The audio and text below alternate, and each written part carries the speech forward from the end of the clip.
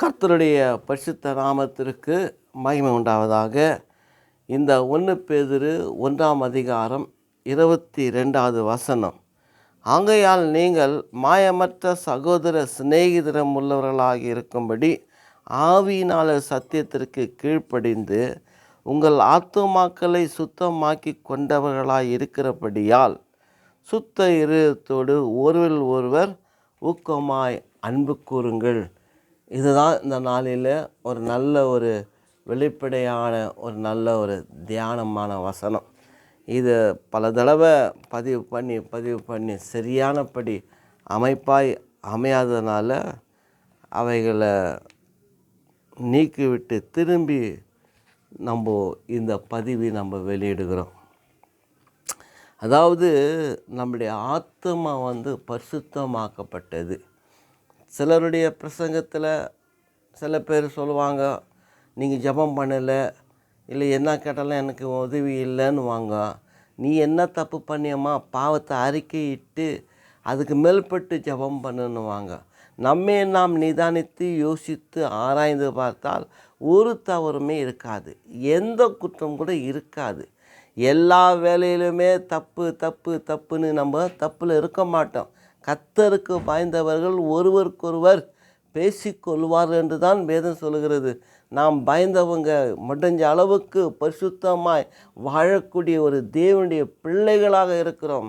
Every time no சின்ன நம்ம தப்பு செய்ய மாட்டோங்க. அதனால தான் அந்த பேர் சொல்கிறார், பரிசுத்தமாக உங்கள் ஆவியினால் ஆத்மாவில் பரிசுத்தமாக்கப்பட்டபடினால தான் சொல்கிறார். பரிசுத்தம் இல்லாதவங்கிட்ட போல அவங்ககிட்ட எல்லா விதமான பாவங்கள், அசுத்தங்கள், எல்லா விதமான கர்த்தருக்கு விரோதமான செயல், சபைக்கு விரோதமாக, ஊழியக்காரர்களுக்கு விரோதமாக, குடும்பத்தில் இருக்கிறவர்களுக்காக, விசுவாசிகளுக்கு மத்தியில் அவங்களுடைய ஜீவியம் சரியானபடி ஒரு ஒப்பந்தம் இல்லாத, ஒரு இசைவு இல்லாத, ஒரு இணைப்பு அன்பு இல்லாதவர்களாக இருப்பாங்க. ஆனால் கர்த்தருக்கு பயந்தவர்களோ ஒருவருக்கொருவர் பேசிக்கொள்வார்கள் என்று கேட்டால் அந்த அளவுக்கு கர்த்தரையே தியானிக்கிற வாழ்க்கையில் நாம் எப்பவுமே சுத்தமாக இருக்கிறோம் என்பதை நாம் அறிந்து கொள்ள வேண்டும், உணர்ந்து கொள்ள வேண்டும். நாம் சுத்தம் உள்ளவர்கள். வேதம் அதான் சொல்லுது, நீ உன்னை பாவின்னு சொல்லி குற்றம் சாட்டலை. ஒரு காலத்தில் பாவி, ஆனால் இக்காலத்தில் பரிசுத்தவான்களாக நாம் இருக்கிறோம்.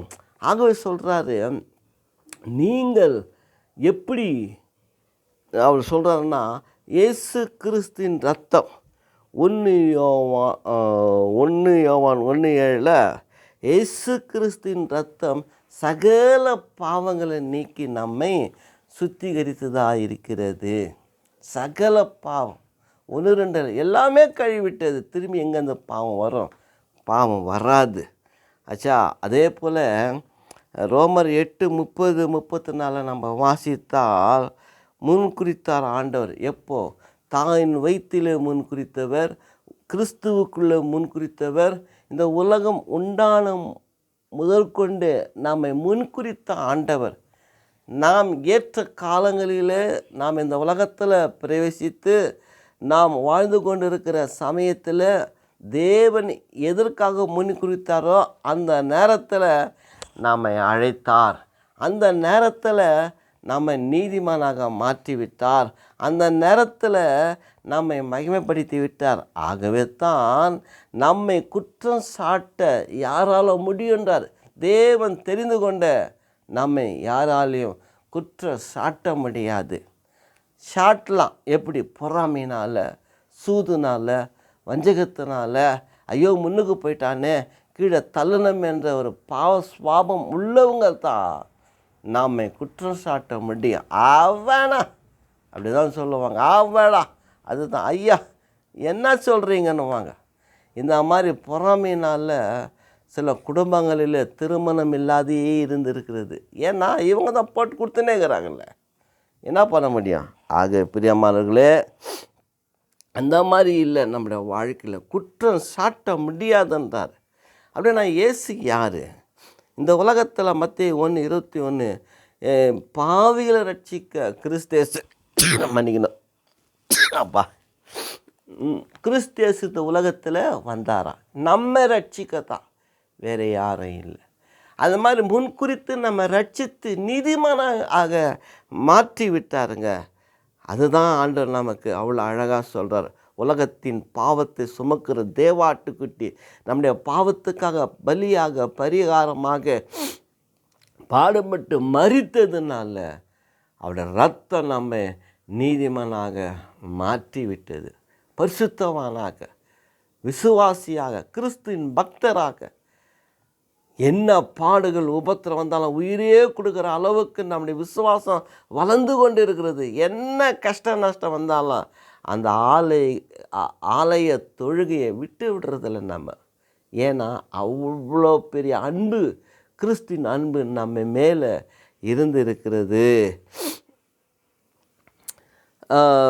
அப்படியே நம்ம வாசித்தோம்னா ரோமர் 5:8 வாசித்தால், இயேசு கிறிஸ்து அவர் மரித்ததுனால தேவனுடைய அன்பே நமக்கு வெளிப்பட்டதான். பிதாவாகி தேவனுடைய அன்பு நம்மோடு கூட இருக்கிறது. இயேசு கிறிஸ்துடைய அன்பு நம்மோடு கூட இருக்குது என்று கேட்டால் எல்லாமே அந்த சிலுவையின் பாடும் மரணம்தான். கெத்செமனே தோட்டத்தில் இயேசு கிறிஸ்து ஜெபிக்கும் பொழுது பிதாவானவர் செவி கொடுக்காமல, இந்த கசப்பான பாத்திரம் என்னை விட்டு நீங்கள் குடும்பனால் நீங்கிட்டோன்னாரு. அது நீங்கள கசப்பை ஏற்றுக்கொண்டார். சிலுவையின் பாடும் மரணத்தில் பாடுபட்டு ரத்தத்தை சிந்தினார் உங்களுக்காக, எனக்காக. அதனால் நாம் கழுவப்பட்ட சுத்தமுள்ள ஒரு சுத்த பலியினால் நாம் சுத்தமாக்கப்பட்டோம். ஆனால் அதே சமயம் இந்த பழைய ஏற்பாட்டை நம்ம எடுத்துக்கிட்டால் பலி, எத்தனையோ பலி மிருகங்களை செலுத்தி இன்னும் பாவம் செய்து கொண்டே தான் இருக்கிறாங்க. அந்த நியாயப்பிரமாணத்துக்கு முடிவில்லாமல் போய்விட்டது. பிரமாணம் பலவீனப்பட்டு போய்விட்டது. பலி வாங்குறவரும் பலி கொடுக்குறவரும் சீப்போன்னு ஆகிவிட்டது. எத்தனை தவறுகளுக்கு அவங்க பலி செலுத்தினே இருப்பாங்க. ஒரு பலி செலுத்திட்டா முடிஞ்சிச்சு, பாவம் மன்னிப்பு சுத்தம் எல்லாமே. அடுத்த டைம் வந்தான்னா இன்னொரு கோபத்தில் இன்னொரு கொலை, இன்னொரு கோபத்தில் இன்னொரு தப்பு, இன்னொரு கோபத்தில் இன்னொரு குற்றத்தை சாட்டக்கூடியவங்களாக செய்யக்கூடியவங்களாக மாறிட்டாங்க.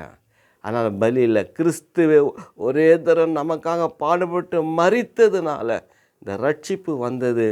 ஆகவே நம்முடைய ஆத்மா சுத்தமாக்கப்பட்டதாக இருக்கிறது. ஆகவே ஒருவர் அன்பு கூறணும்ன்றார். அன்பு கூறணும் சொல்லும் பொழுது ஒரு ஊக்கமான, ஒரு ஏக்கமான, இல்லையா, அப்படிப்பட்ட ஒரு அன்பு இருக்கணும். சரி, அது குறித்து நம்ம பார்க்கலாம்.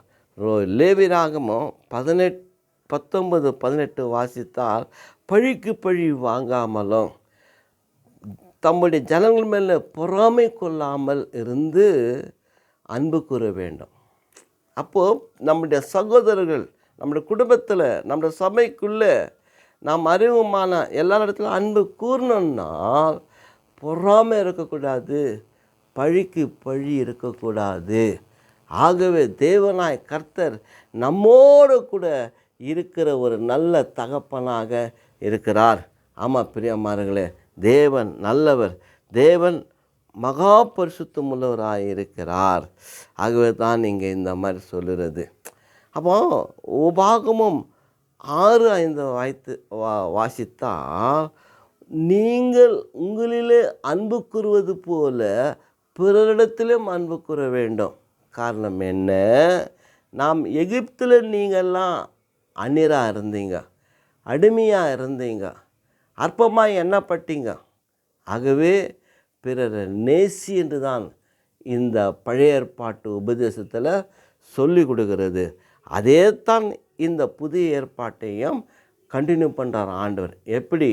ஒரு நியாயசாஸ்திரிகாரன் வந்தான், கற்பனையில் பெருசு பிரதானது எதுன்னு கேட்டார். தேவனை அங்கே கத்திடத்தில் முழுமையாய் அன்பு கூறு. ரெண்டாவது, தன்னை போல பிறர் இடத்துல அன்பு கூறுன்றார். இதிலே பிரமாணமும் தீர்க்க தரிசனமும் அடங்கியிருக்கிறது. ஆக பழைய ஏற்பாட்டை எடுத்துக்கிட்டால் சில வார்த்தைகள் தான் இயேசுவை குறித்து சொல்லப்பட்ட வார்த்தைகள் நிறைவேறப்பட்டது. ஆனால் அந்த நியாயப்பிரமாணம், அந்த உபதேசம், அந்த ஆலோசனை எல்லாம் இந்த புதிய ஏற்பாட்டில் அந்த 2 பிரமாண கட்டளையில் அடங்கியிருக்குதுன்னு ஆண்டவராகிய இயேசு கிறிஸ்துவே நமக்கு சொல்லுகிறார். அது மட்டும் அல்ல, இதை நாம் வாசிக்கப்படும் பொழுது இந்த தமிழ் கிராமர், மன்னிக்கணும், தமிழ் கிராமர் சொல்லலாம், இல்லை தமிழ் அகராதியிலேருந்து சில வார்த்தைகள் எடுத்து இந்த இடத்துல உங்களுக்கு ஞாபகப்படுத்துவதில் நான் ஆசைப்படுகிறேன். ஏனென்று கேட்டால், அன்பு அப்படின்னு எடுத்துக்கிட்டால் என்னவென்றால் நேயம், பரிவு, பாசம், நட்பு, பற்று, காதல், கருணை, ஈரம், நேசம், அப்புறமா தொடர்புடையோர் மாட்டு உண்டாகும் பற்று, நேயம், அருள், பக்தி, இதுதான் சொல்லுது.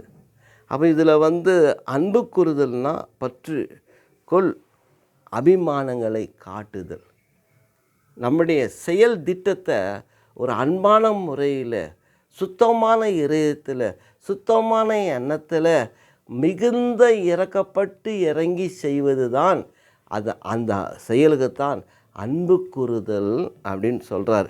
அப்போது இதில் நம்ம பார்க்கும்போது பாருங்கள், இதில் முக்கியமானது சொல்கிறோம் பாருங்கள். அதாவது அன்புனா தொடர்புடையோர் மாட்டு உண்டாகும் பற்று. இதில் பற்று நம்ம எடுத்துக்கிட்டால் என்னென்னவோ பற்றுங்கள் இருக்கிறது. ஆனால் அதை விட நம்ம சொல்லும் போது இந்த மாட்டு அப்படின்னு எடுத்துக்கிட்டால் அது மாட்டு இறைச்சி, மாட்டுப்பட்டை, மாட்டு கொட்டாயி, மாட்டு மேய்ப்பன், மாட்டு உரிமையாளர், இப்படியெல்லாம் நிறையா கருத்து வரும். ஆனால் அதை சொல் சேர்க்காத மாட்டு அப்படின்னு எடுத்துக்கிட்டால் ஒரு மிகப்பெரிய ஒரு கருத்து இருக்குது. என்னன்னு கேட்டால், அதாவது அகன்று கிடைப்பவனும் அணுகிய நிலையில் கிடைப்பவனும், அதாவது அகன்றுனா அகன்று போகிறது, நெருங்கினா நெருங்கி போகிறது. அப்போ எப்படி இருக்கிறனோ அதனுடைய தீர்மானம் பண்ணுதல் தான் மாட்டு அப்படின்னு தமிழ் அகராதியில் அந்த அன்புக்குரிய சொல்லில் இதோடைய அர்த்தம் வருகிறது. இப்போது நம்முடைய தீர்மானம் ஆகாதங்களா தள்ளிடலாம், இல்லை அணுகிய நெருங்கியும் அடங்கியும் கிடைக்கலாம். அதுதான் அந்த அன்பு சொல்கிறான். அந்த மாட்டினுடைய அர்த்தம் அதுதான் சொல்லுகிறது. பிரியமானவர்களே, மற்ற எல்லாத்தையும் நம்ம வாசித்தால் நேயம், அருள், பக்தி, இதெல்லாம் பார்க்கும்போது எவ்வளோ ஒரு அர்த்தமுடையதாக இருக்கிறது. திருக்குறள் 45 வாசித்தால், அன்பும் அறனும் உடையதாயின் இவ்வாழ்க்கை பண்பும் பயனும் அது. அது ஒரு அன்புக்குரிய வாழ்க்கையாக, ஒரு அன்புக்குரிய எண்ணமுடையவர்களாக, ஒரு அன்புக்குரிய ஒரு சிநேகிதராக, நட்பாக, நேசமாக, நியாயமாக, பற்றுடையராக இருக்கணுன்றது தான் அந்த பழமொழியுடைய கருத்தாக இருக்குது. பிரியமானவர்களே, அதே தான் அது அப்படியே சொல்லிக்கொண்டே போகிறாரு.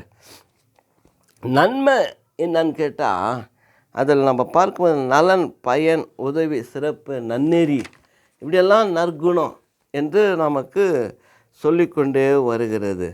அதில் இன்னும் நல்ல நிறைய கருத்துக்கள் அங்கே இருக்குது. பரிவுனா பரிதாபம், அனுதாபம். ஐயோ, அவன் இப்படி கஷ்டப்படுறானே, அவன் வேதனைப்படுறானே, அவன் துக்கப்படுறானே, வியாதியில் படுகிறானே, சஞ்சலப்படுகிறானே, ஆனால் இந்த இடத்துல நல்லவனும் இல்லை, கெட்டவனும் கிடையாது. அதுதான் பரிவுன்றது. பரிவுனா அவங்க மேலே மனதுருகிறது. அப்போ அப்படி பார்க்கும்போது கிறிஸ்து நம்ம மேலே அந்த பரிவு கொண்டு இருக்கிறார். ஒரு திமிர்வாதக்காரன் மேலே, அப்புறமா ஒரு பெரும்பாடுள்ள ஸ்திரீயின் மேலே, 38 வருடமுள்ள வியாதிக்காரன் மேலே, யாவீரின் மகள் மேலே அவர் என்னத்தான் அன்புனா என்ன, பரிவு, அவங்க மேலே அந்த அனுதாபத்தை கொள்கிறாரு, அந்த இரக்கத்தை கொடுக்குறார் ஆண்டவர். அதுதான் இரக்கம்னா என்ன அப்படின்னு பார்த்தோம்னா, நமக்கு ஆகாதவங்களிடத்தில் நாம் கோபத்தை மறைத்து அவங்களுக்கு உதவி செய்வது தான் இரக்கம். அதுதான் கிருபையே. அந்த இரக்கம் எப்படி சொல்லுது தெரியுங்களா? அதுதான். ஸ்நேகம்னா என்னன்னா, நமக்கு விரோதிகளை ஸ்நேகமாக எண்ணணும், சத்துருக்களை ஸ்நேகமாக எண்ணணும் தான் இந்த தமிழ் அகராதியில் சொல்லிக் கொடுக்கிறது. கிறிஸ்துவ வேத புத்தகம் என்ன சொல்லுது? மத்தேயு 5:44 உன் சத்துருவ ஸ்நேகின்னு சொல்லுது. எவ்வளோ கரெக்டாக இருக்குது பார். 1 யோவான் 2 யோவான் 5 வாசித்தால் தேவன் அன்பாயிருக்கிறார். அதான் இந்த தமிழ் அகராதியில் அன்பாயிருக்கிறார் தேவன். கிறிஸ்தவ உபதேசம் தாங்க. அதனால் அந்த அன்புக்குரிய செயலில் நாம் இருக்கணும் தான் நமக்கு கற்றுக் கொடுக்குறார் ஆண்டவர். வேறு ஒன்றும் இதில் இல்லை. அதுவும் இந்த பரிவுக்கு அவ்வளோ ஒரு இரக்க அனுதாபத்தை நமக்கு அவர் சொல்லி கொடுக்குறார். அதே தான் பாசன்றது கூட அவ்வளோதான். பாசம் நம்ம அண்ணன் தம்பிங்களுக்குள்ளே அக்கா தங்கைக்குள்ளே தான் பாசம் இல்லை, நம்முடைய நண்பர்கள்கிட்ட தான் பாசம் அப்படின்னு நம்ம நினைக்கணும். அப்போ அதை நினைக்கும் பொழுது தான் நமக்கு அதனுடைய அர்த்தம் நமக்கு நன்றாக புரியும். கேண்மை அப்படின்னா நம்முடைய தோழன் என்ற அர்த்தம். அப்போ என்ன சொல்கிறாருன்னா, அந்த தோழ்மைக்கிட்ட இணக்கமாக சிநேகிதத்தன்மையாக நல்லிணக்கமாக வேற்றுமையை அகற்றி சமரசப்படுத்துதல். சமரசமாக அதுதான், வேற்றுமையே இருக்கக்கூடாது. அதாவது நம்ம பகஜன் நினைக்கக்கூடாது. சத்துரு ஸ்நேகின்றது தான் இந்த தமிழ் அகராதியில் கூட நீ நேசிக்கிற உன் சத்துரை நேசின்றார். அப்போது அதுக்கு தான் சொல்கிறாரு அந்த கேண்மை. நம்முடைய தோழன், நம்முடைய அன்பார்ந்தவன், நமக்கு அன்புக்குரியவன், நம்முடைய கூட பிறந்த ஒரு சகோதரன். அதான் கண்ட சகோதரிடத்தில் அன்பு கூறாதவன் காணாத இடத்துல இருக்கிற தேவனிடத்தில் எப்படி அன்பாக இருப்பான்? தேவன் அன்பாய் தான் இருக்கிறார். இதில் பார்க்கும்போது அவ்வளோ ஒரு நல்ல ஒழுக்கத்தை நெறிகளை நமக்கு கற்றுக் கொடுக்கக்கூடியதாக இருக்கிறது பிரியமார்களே. வேறு ஒன்று சொன்னோம்னாக்கா அதில் முக்கியமான ஈரம்னா என்னன்னு கேட்டால், நீர்க்கால்களிலே இருக்கக்கூடிய ஒரு ஈரம். நம்ம இந்தியா, மற்ற சீனா, மற்ற நாடுகள் எடுத்துக்கிட்டால் அங்கே காடுகளில் ஈரம் பதம் இருக்கும். அப்போ என்னது? அது நன்றாக செடி கொடி மரம் வளரக்கூடியது தான் ஈரம் பதம்.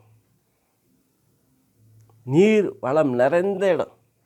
அந்த லோத்து கூட தன்னுடைய ஆடு மாடுகளுக்கு நல்ல வசதியான நீர் வளம் நிறைந்த இடம் என்று தான் அந்த சோதம் கோமாரா பட்டணத்தை தெரிந்து கொண்டான்.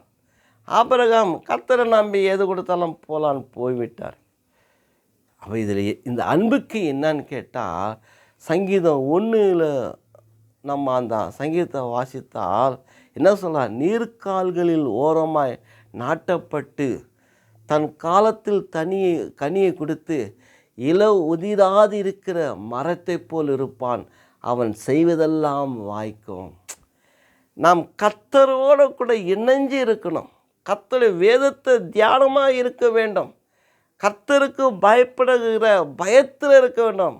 நம்முடைய சிநேகிதன் மேல் அந்த சிநேகத்தில் அந்த அன்பு கூறுதல் கருத்தாக இருப்பது தான் கனி கொடுக்குற ஒரு செடி, கனி கொடுக்குற ஒரு விருட்சம், கனி கொடுக்குற ஒரு கனிமரம் நீர்க்கால்களில் ஓரமாக நடப்பட்டது. அப்போ இன்றைக்கி ராவும் பகலும் வேதத்தை வாசிக்கிறோம், தியானிக்கிறோம்.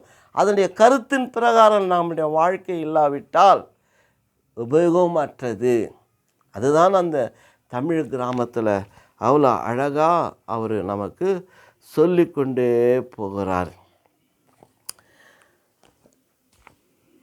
அதாவது நம்மக்கிட்ட அந்த வேட்கை அப்படின்னு பார்த்தோம்னா அதிக விருப்பம், பேராவா, தீவிர அன்பு, தீவிர பற்று, ஆசை, இச்சை, களிப்பு, இப்படியெல்லாம் நமக்கு அதில் சொல்லியிருக்குது. அதில் ஒரு வார்த்தை என்னன்னு கேட்டால் நம்ம அதை எடுத்துக்கலாம். என்னன்னு கேட்டால் கருணை. கருணைன்றதுல ரொம்ப அருமையான பொருள் அடங்கி இருக்குது, வேதத்துக்கும் உலகத்துக்கும். கருணை, கருணைக்கிழங்கு உதாரணத்துக்கு, கருணை கொலை அது இருக்குது. அப்போது இதை நம்ம பார்க்கும்போது இயேசு கிறிஸ்துனுடைய வாழ்க்கையில் நமக்கு ஒரு அன்பை காட்டி அவர் நமக்காக கருணை கொலையாக கொல்லப்பட்டதுனால நமக்கு ரட்சிப்பு வந்தது. ஆனால் இந்த இடத்துல நம்ம வாசிக்கப்படும் பொழுது கருணையே வேண்டாதவங்க அநேகர் இருக்கிறாங்க. கடவுளை பற்றி அறியாத ஜனங்கள் அதிகமாக இருந்து, இல்லை சிலராக இருந்து, அந்த ஆண்டவரிடத்தில் கருணை எனக்கு காட்டுன்னு சொல்லி கேட்கக்கூடியவங்க இல்லைன்னு அங்கே சொல்கிறாரு. அப்போ அப்படி பார்க்கும்போது அப்போது கருணை கொலை எப்படி வரும் அப்படின்னு பார்த்தா, மருத்துவ முயற்சினால் பலனற்று போனவங்க படுகிற துன்பமும் வருத்தத்தை கண்டு இவங்க இப்படி இருக்கிறத விட சாகிறது என்று தான் கொலை பண்ணுறது கருணை கொலை. கருணை கொலை. கௌரவ கொலைன்னு ஒன்று இருக்குது. உயர்ந்தவனுக்கும் தாழ்ந்தவனுக்கும் ஒரு காதல் இணைப்பு வந்துச்சுன்னா அப்போ கொண்டுடுறாங்க. அதில் அதிகமாக பாதிக்கப்படுறது தாழ்த்தப்பட்ட இனம்தான். ஆனால் மேல் வகுப்புக்கார் என்ன தப்பு பண்ணாலும் சட்டமும் இல்லை, நீதியும் இல்லை, நியாயம் இல்லை, அன்பென்ற எண்ணமே இல்லை, ஒரு பொது அறிவே இல்லை. அவங்க எப்படின்னா வாழலாம். ஆனால் தாழ்த்தப்பட்டவன் தான் ஒழுக்கத்தோடு வாழணும். கிறிஸ்து அதான் சொல்கிறார், நீ யாரானா இரு, ஒரு நீதி, நியாயம், ஒரு உண்மை, சத்தியமாய் வாழு. அதுதான் நம்முடைய போதனை. எந்த தப்பு பண்ண ஒரு பாவியும் பரலோகத்துக்கு போக முடியாது. எந்த ஒரு தப்பு பண்ணணும் ஒரு கிறிஸ்தவனாக வாழ முடியாது. எந்த ஒரு தப்பு பண்ணுறவன் பிற இடத்துல அன்பை காட்ட மாட்டான். அன்பு அரவணைப்பு இருக்காது, ஒரு பரிதாபம் அனுதாபம் இருக்காது. எங்கே இருக்கும்? அதனால தான் கர்த்தர் மனதுருகிற கர்த்தர், மனம் இறங்குகின்ற கர்த்தர். பரிவு, பற்று, இதெல்லாம் என்ன? அந்த தமிழ் கிராம அதிகாரத்தில் அகராதியில் சொல்கிறது பற்றி கொள்வது. அவ்வளோ நெருக்கமான ஒரு அன்பை உன் சிநேகிதருக்காக, உன் சத்துருக்காக காட்டுன்னு தான் சொல்கிறாரு. அதுதான் தமிழ் கிராமர் தமிழ் அகராதியில் தெளிவாக சொல்கிறாரு அந்த ஆசிரியர். இன்னொன்று ஒரு கருணை கொலை எடுத்துக்கிட்டால் நமக்குள்ளே ஏதோ ஒரு வீக்னஸை வச்சு நம்ம என்ன பண்ணோம், ஒரு காய்கறி வியாபாரத்தில் இருக்கிற அந்த காய்கறி போல் நம்ம இருக்கிறத விட நமக்குள்ளே இருக்கிற ஒரு கொலையை பண்ணிடலாமே அப்படின்னா, அந்த கருணை கொலைக்கு என்ன இல்லைன்னா சட்டம் இல்லை. இந்தியாவில் சட்டம் கிடையாது, உலகத்தில் கிடையாது, எந்த நீதி நியாயம் பஞ்சாயத்தெல்லாம் கிடையாது. நம்மளால் பார்க்க முடியாத, சகிக்க முடியாத நிலையில் இருக்கும்போது, குறிப்பாக உடல் ஊனமுற்றலை நினைக்கும் போது, ஏண்டா இவன் பிறந்தான் வளர்ந்தான், நம்ம ஏன் இவனை வளர்த்து விட்டோம். சில இடங்களில் ரொம்ப வருத்தப்படுவேன். ஏன்னு கேள்வி, என்கிட்ட கூட ஒரு உடல் ஊனமுற்று இருக்கிறான். நல்லா தெளிவு இருக்குது, பாதிக்கு பாதி தான். நல்லா சாப்பிடுவார், 2க்கு போனான்னா கழுவ தெரியாது. அவ்வளோ ஒரு வேதனை. இருக்கிறது இல்லைன்னுவான், இல்லைன்றது இருக்குதுன்றவான். எவ்வளோ அவமானம் தெரியுமா? 35 வயசுக்கிட்ட ஆயிடுச்சு, கஷ்டப்படுறான். ஆனால் என்னடான்னா இந்த இதில் சொல்கிறாரு, ஒரு காய்கறியை போல் இருப்பதை விட சயனைடு என்ற விஷத்தை சாப்பிட்டு மறித்து போகிறது நல்லதுன்றாங்க. ஆனால் அது நல்லது அல்ல. எல்லாமே உங்கள் விருப்பம்தான். வாழ்ந்தாலும் வாழ வச்சாலும் என்ன நடந்தாலும் உங்கள் விருப்பம்தான், சட்டம் இல்லைன்னு குஷ்வத் சிங் அவர் சொல்லியிருக்கிறார் இந்த கருத்தை. இப்போ அப்படி பார்க்கும்போது தேவன் எவ்வளோ பெரிய நல்லவர். யாரையும் சாவுக்காக மரணத்துக்காக விடுறது கிடையாது, அன்பு கூர்ந்தான் சொல்கிறாரு. அதாங்க நமக்கு ரொம்ப அருமையாக இருக்குது. அதான் நேயம்னா ஸ்நேகி உன் சத்துரு சேகி. அதாங்க ரொம்ப அழகாக நமக்கு சொல்லுகிறாரு.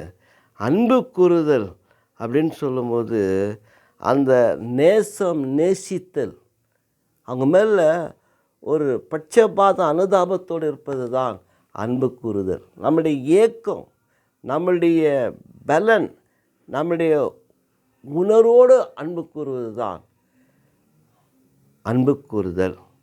அன்பு கூறுதல்னா இன்னொரு அர்த்தம் என்னன்னு சொல்லுதுன்னா, அவங்க மேலே நம்ம அபிமானங்களை காட்டுவதுன்னு ஆகுது.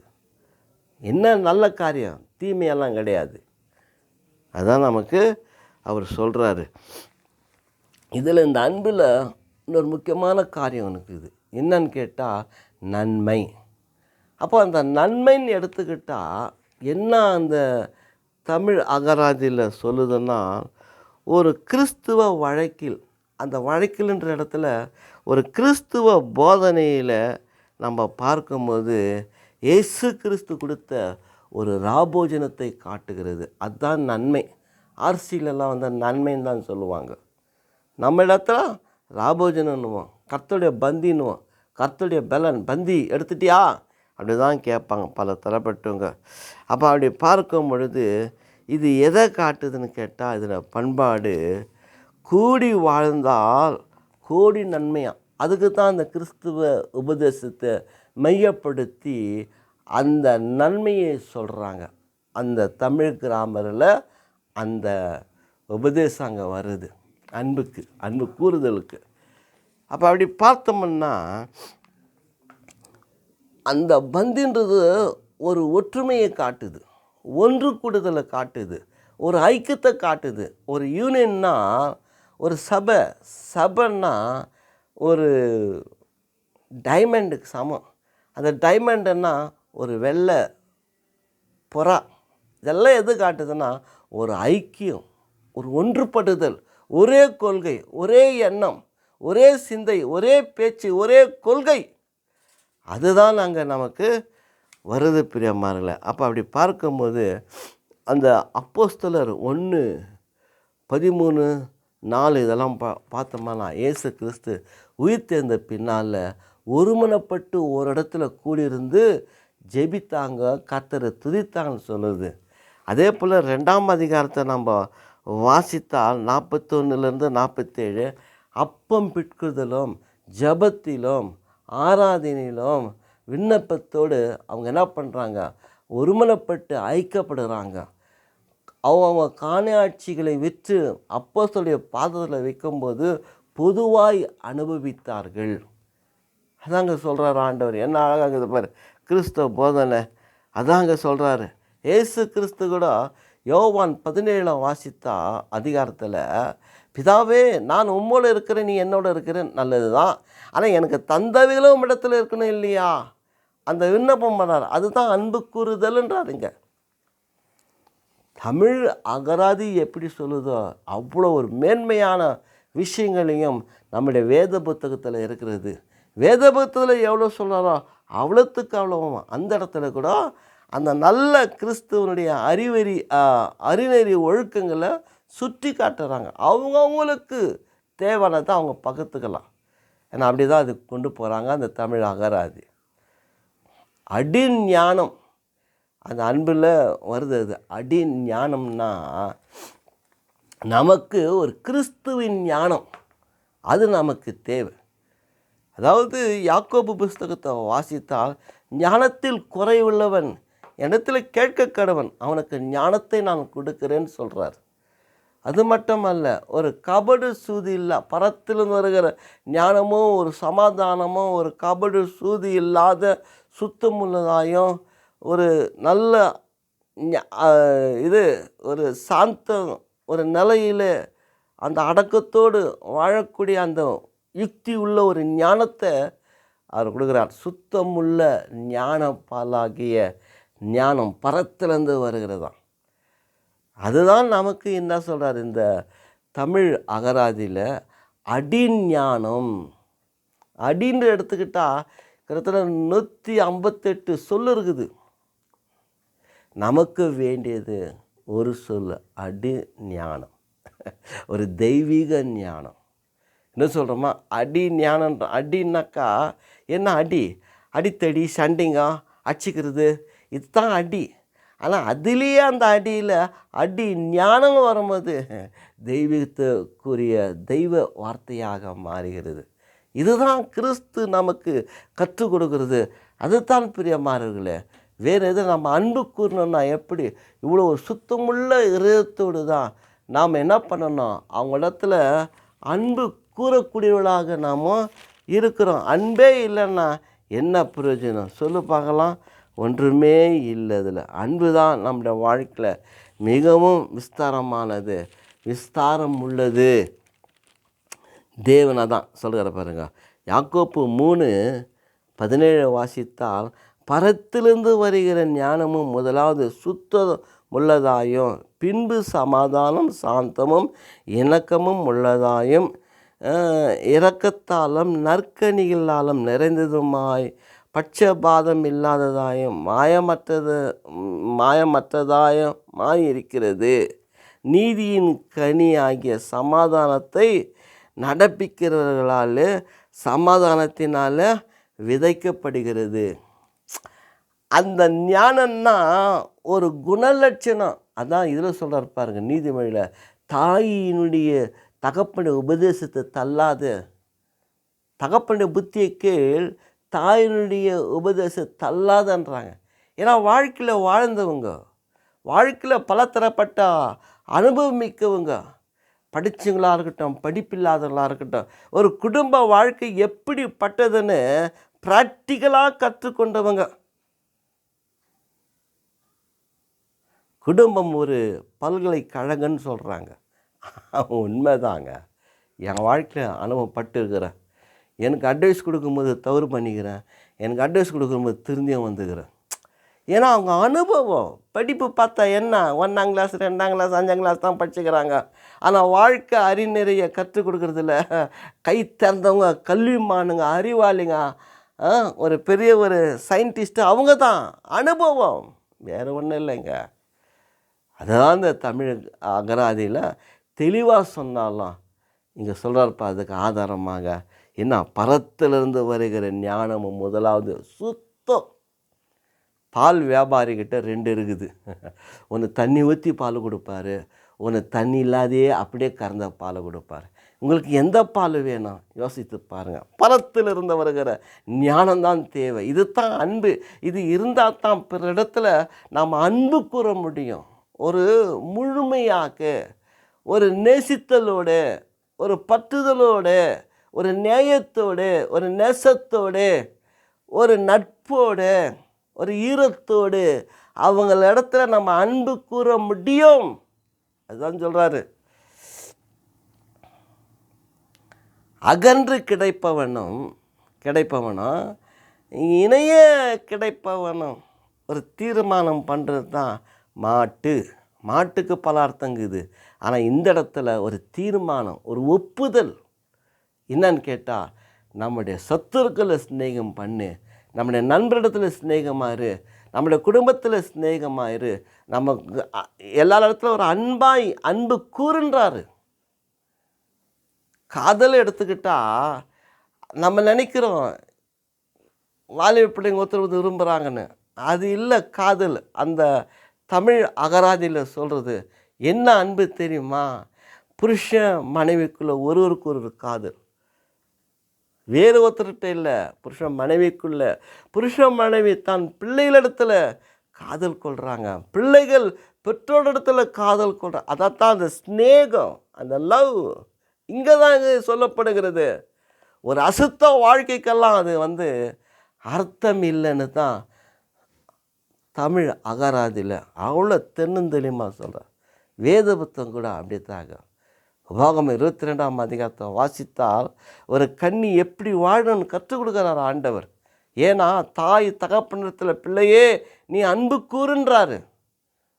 நீ அன்பு கூறாத தவறான வாழ்க்கையில் வாழ்ந்தினால் உன்னுடைய தாய் தகப்பனுடைய வீட்டு வாசலிலே கல்லெறிஞ்சி கொல்லப்படவாயின்னு கடினமாக சொல்கிறார் ஆண்டவர்.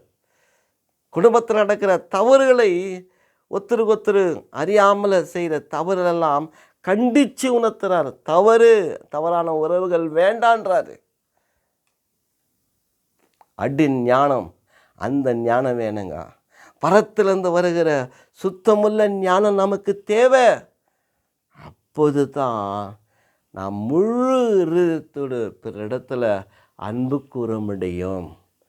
கர்த்தர் இந்த வசனங்களை ஆசீர்வதிப்பாராக. அடுத்த பதிவில் வேறு வசனத்தை குறித்து தியானிக்கலாம். நீங்கள் கொடுத்த அந்த ஆதரவுக்கு ரொம்ப நன்றிங்க. நன்றி செலுத்துகிறேன்.